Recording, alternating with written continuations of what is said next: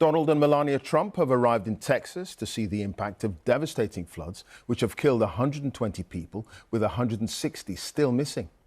On the July the 4th holiday weekend, heavy rain battered central Texas, with several months' worth falling in a matter of hours, submerging homes and roads and destroying an all-girls Christian summer camp. Questions are growing over whether there were enough warnings for residents.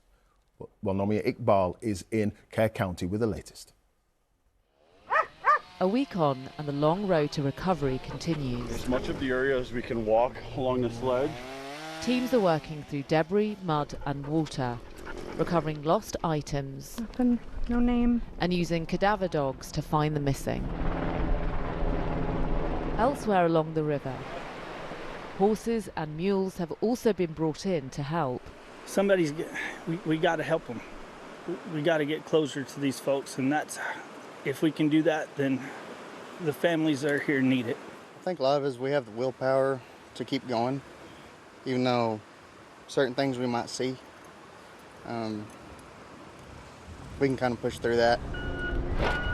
The catastrophic floods hit this county while most people were sleeping, making their impact all the more devastating. Destruction like this trails for dozens of miles along the Guadalupe River. And as people try and pick up the pieces of their lives, there is renewed scrutiny on the Trump administration's cuts to the federal workforce.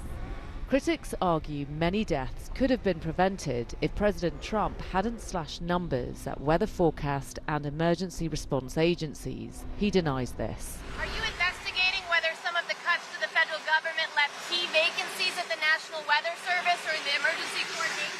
What a situation that all is, and that was really the Biden setup. That was not our setup, but I wouldn't blame Biden for it either.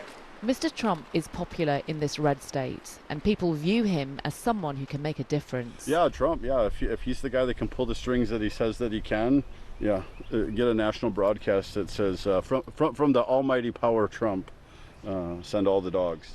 Darren found this flag near the all-girls Camp Mystic, from where some are still missing. People here want help, and for a man who has made his mantra America First, they hope Mr. Trump will deliver.